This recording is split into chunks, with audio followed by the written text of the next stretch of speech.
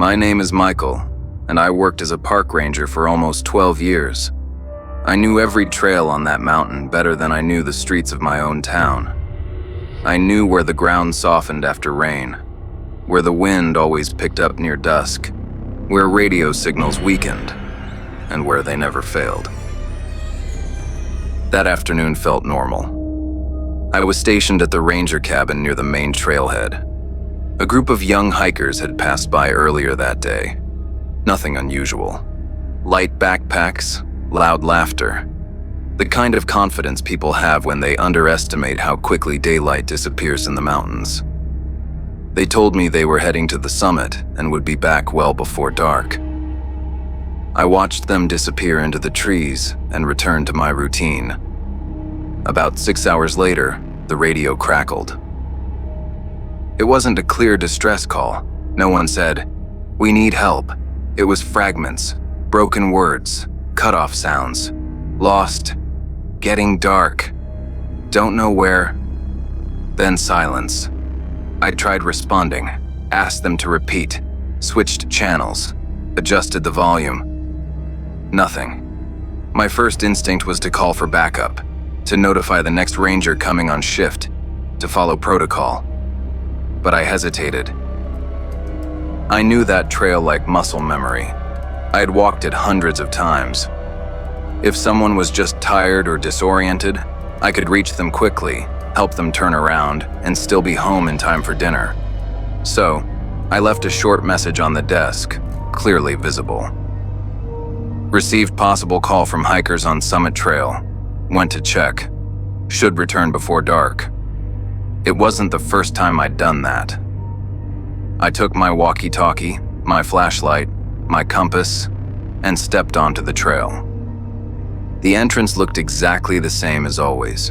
Clear signage, well-marked path, no damage, no signs of trouble. The forest welcomed me the way it always had. At first, everything felt routine. I walked at a steady pace, occasionally calling out on the radio, asking the group to respond if they could hear me. No answer. I wasn't worried yet. Younger hikers rarely carried radios. Most relied entirely on their phones, and phones didn't work well up there. As I walked, the light began to change. Not suddenly, gradually. Shadows stretched longer between the trees. The air cooled faster than expected. I checked my watch and slowed down. I should have been close to the summit by then. Instead, the trail kept going. I told myself I was overthinking it. The mountain had small variations, switchbacks, sections that felt longer depending on pace, but something felt off. I stopped and looked around. The trees were familiar, too familiar. Same spacing, same shape, same slope. For the first time that evening, a thought crossed my mind. Did I miss a turn? That didn't make sense. I could walk this path half asleep. Still, I felt a small knot form in my chest. I should have told someone I was staying longer. I kept moving. A few minutes later, I saw something that made me stop completely.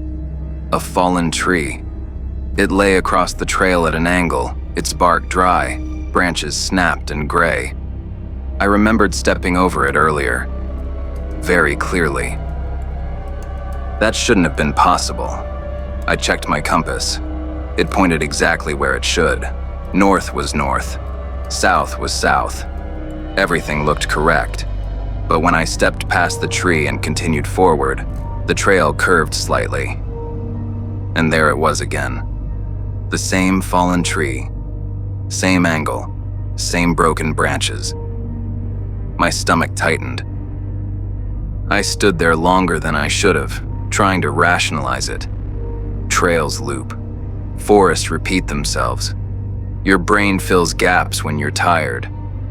I stepped around it again, kept walking, and again. The tree.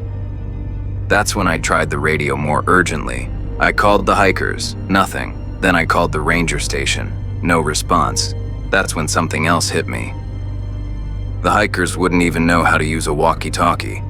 They hadn't carried one, and they definitely hadn't contacted the station. So, if they didn't send that message, who did?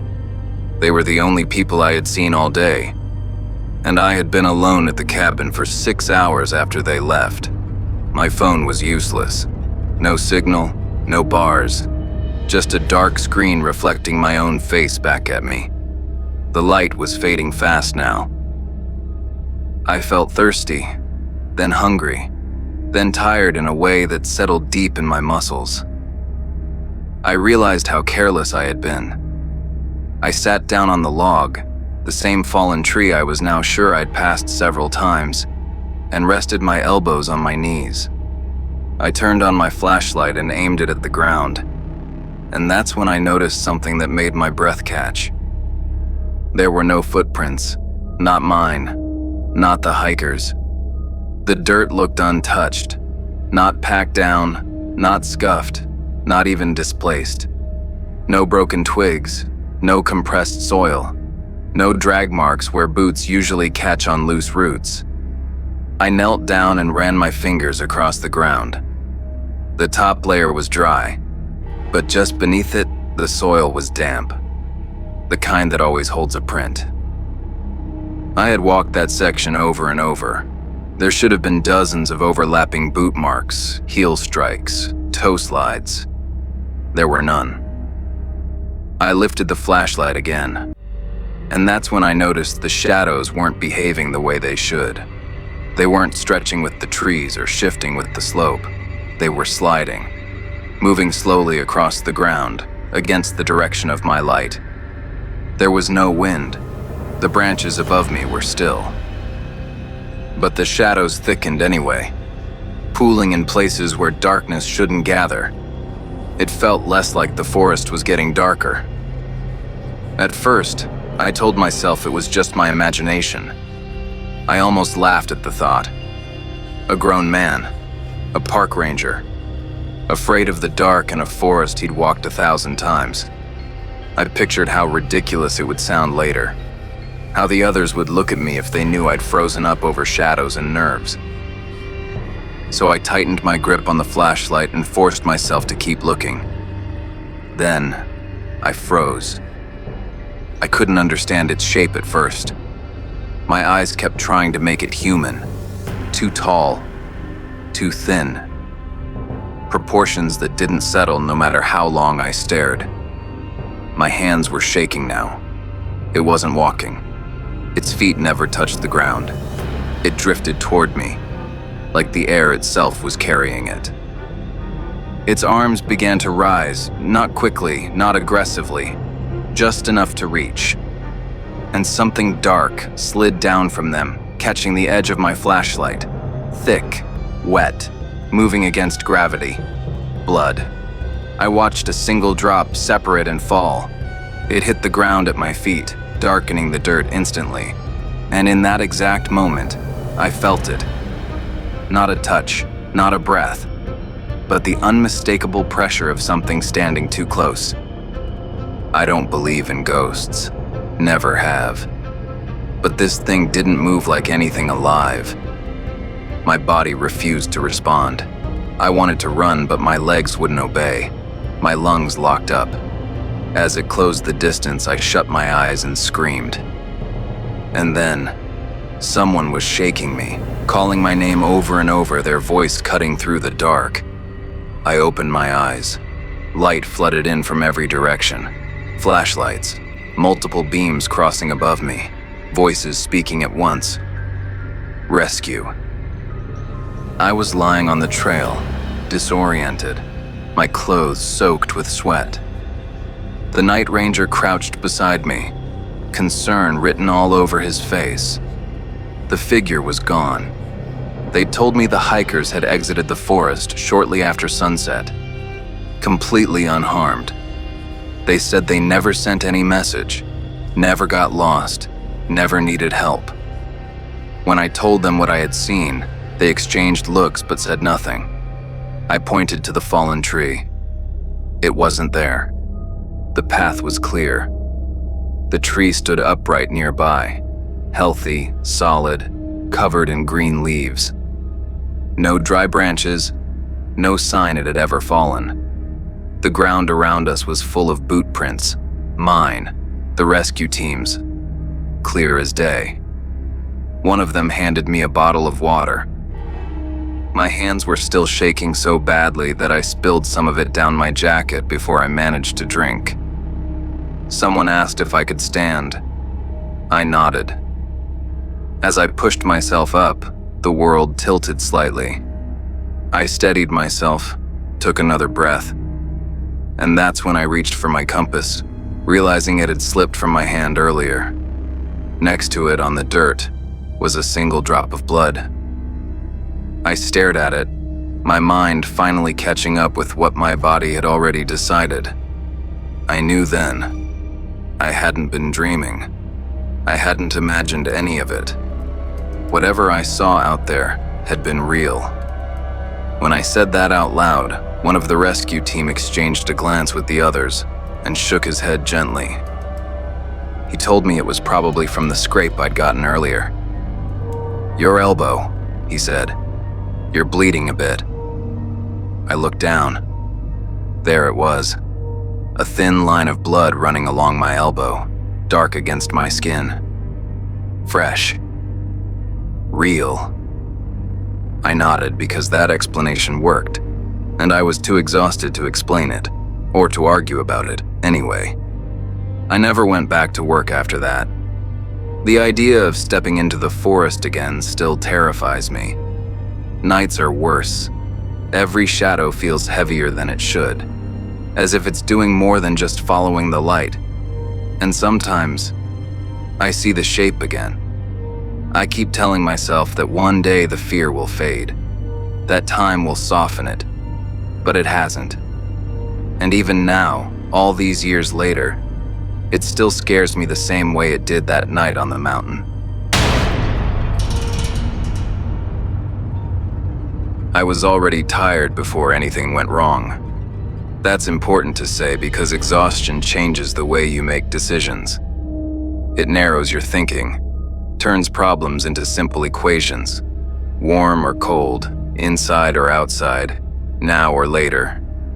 That night, I was driving back from a work assignment through a secondary mountain road I'd never used before. It wasn't my usual route, but the GPS said it would save time. The kind of shortcut you trust because you're too drained to question it. Snow had started falling an hour earlier. At first, it was light, manageable, but the higher I climbed, the worse it got. Visibility dropped fast, the road narrowed, trees pressed in from both sides like walls. Then the car began to sputter. My grip tightened on the wheel without me realizing it. I stopped breathing for a second, listening to the engine struggle. I pulled over as far as I could, shut the engine off, and tried restarting it. Nothing. I checked my phone. No signal. I stayed inside the car for a few minutes, watching the snow thicken against the windshield. The temperature was dropping quickly. I could feel it even through my coat. Waiting inside didn't feel safe, not long term. If the engine couldn't run, the car would turn into a freezer. I told myself I'd walk just far enough to see if there was anything nearby.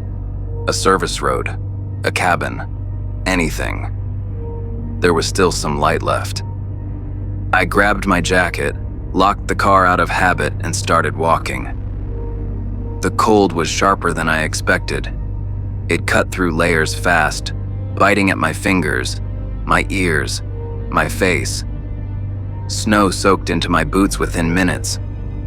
I called out once or twice, shouting into the storm, listening for any sign of another person nearby.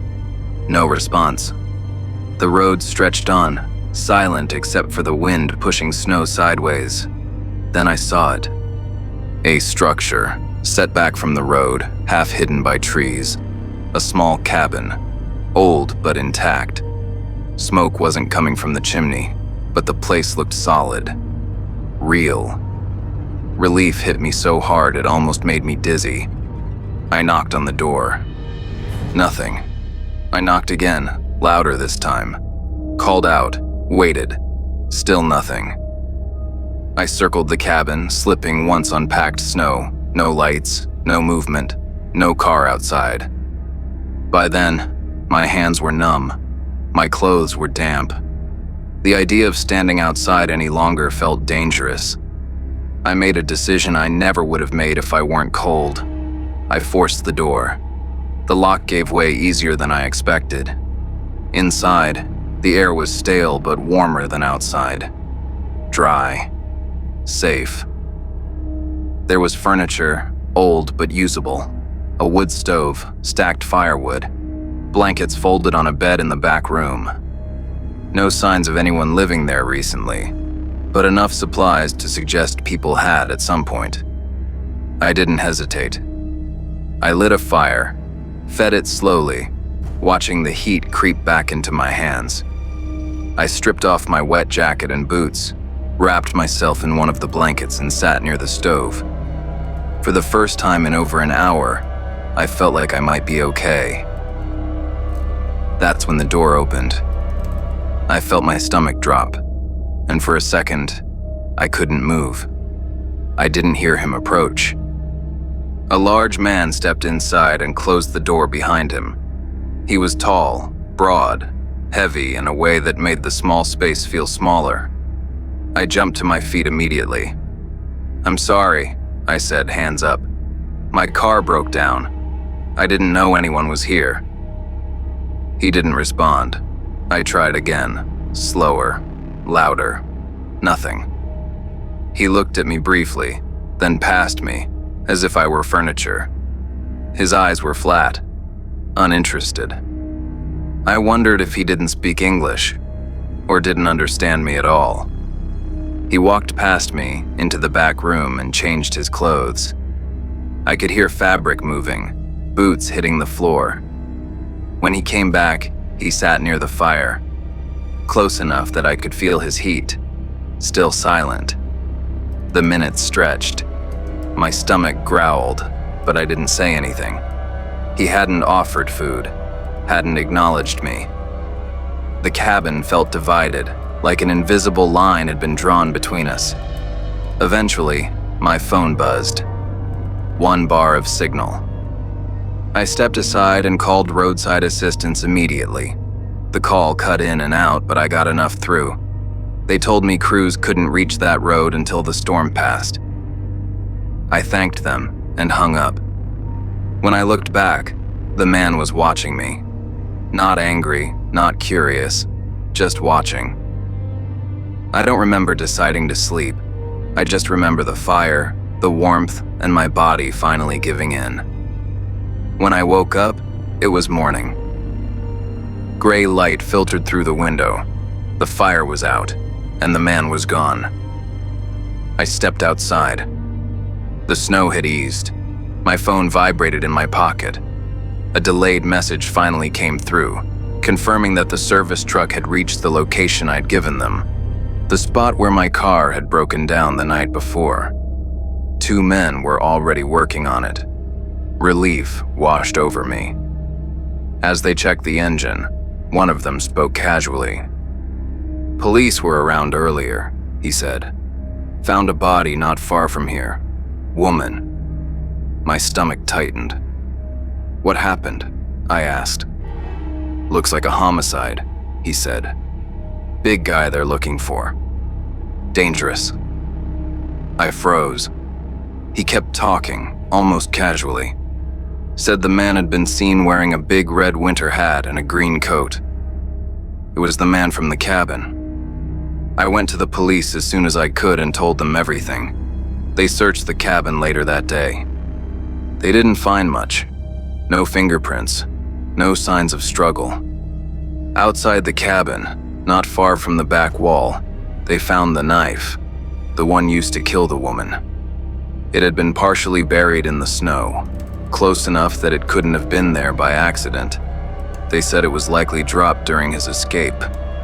They never found him. I still don't know why he didn't kill me that night. Why I was spared. That question stays with me more than anything else. But I also know this. If I hadn't gone into that cabin, if I hadn't forced my way inside to escape the cold, I probably would have frozen to death before morning anyway. Sometimes I wonder which of those outcomes was worse, and whether that man understood something I didn't. That night, survival came down to a choice I never really got to make. My name is James, and this happened 12 years ago when I was 13. At the time, I thought it was just a bad decision made on a bad day. I was staying at our grandmother's house, out in the countryside. The kind of place where time slows down and days start to blur together. Fields, dirt roads, trees stretching farther than you expect. I was there with my two cousins, Mark, who was younger than me, and Anna. All of us bored, all of us restless. That morning, our grandmother mentioned a river that ran not far from the property. She said people used to walk there years ago, before the land changed hands, and the path stopped being maintained. That was enough for us. We didn't plan anything serious, just a walk, something to break the monotony. We left in the early afternoon, following what looked like an old trail. The weather was fine at first, overcast but calm. We walked farther than we meant to. The path narrowed, the trees closed in. Still, none of us wanted to be the first to suggest turning back. Then the rain started. It wasn't a drizzle. It came down heavy, sudden, and cold. We tried to push through it for a few minutes, laughing at first, until our clothes started soaking through. That's when Anna stopped and pointed ahead. There was a building, large, square, concrete, too big to be a house. As we got closer, it became clear what it was. An old hospital. A small one, judging by the size. Probably served the nearby rural areas decades ago. It sat back from the trail, partially hidden by trees, windows dark, paint peeled away by time. It looked abandoned. Standing there in the rain, the decision felt obvious. We'd wait inside until the storm passed. The front doors weren't locked. They creaked open with a sound that echoed through the empty lobby. Inside, the air smelled stale but dry. Old dust.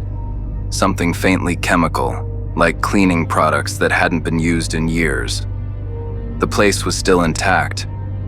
Reception desk, hallways, faded signs on the walls. Exam rooms with doors hanging slightly crooked. At first, we treated it like an adventure. Mark joked about horror movies. I laughed, but something about the place made me uneasy. We wandered slowly, careful not to step on broken glass. Most rooms were empty, stripped bare long ago. Then we found things that didn't fit. A door with fresh splintering around the lock. A mattress laid out in one of the rooms, thin but clean enough to be recent. Empty food packaging in a trash bin. Not moldy, not old. Someone had been there. Recently. Anna was the first to say it out loud.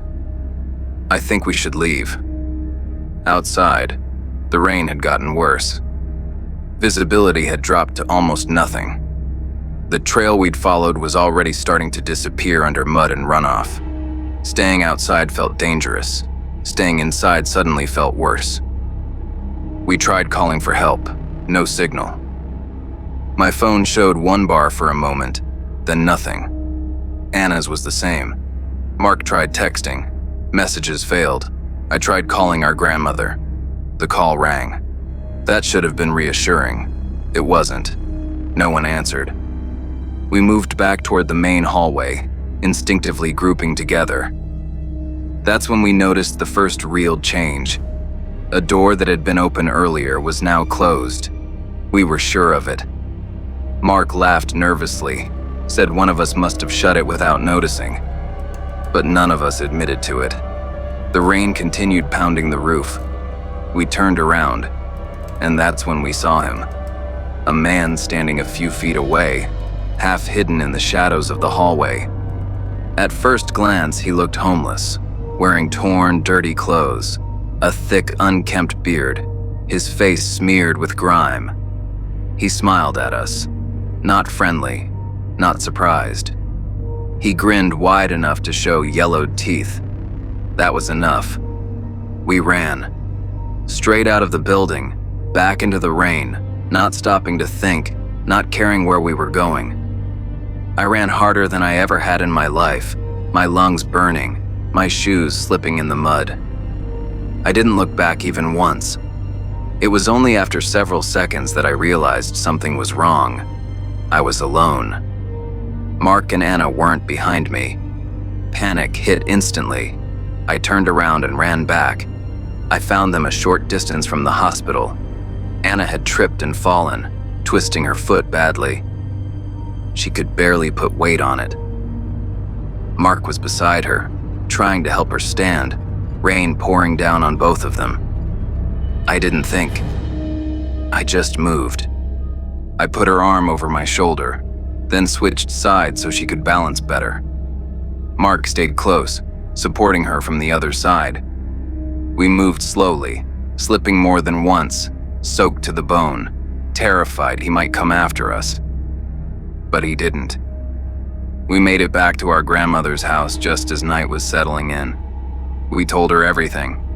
She listened carefully, her expression slowly shifting to one of horror. She called the police immediately. They went to investigate the hospital that same night. They found clear signs that someone had been living there. Makeshift bedding, food containers, personal belongings. But the man was gone. They never identified him. They never found him. No one ever did. We spent the rest of that vacation staying close to the house. No more walks. No more exploring. No more trails. People like to think the countryside is safer, quieter, calmer. But sometimes the same isolation that makes a place feel peaceful also makes it the perfect place to hide.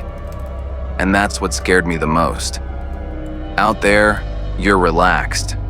You're not paying attention. You assume nothing bad could happen. And sometimes, that's exactly what someone else is counting on.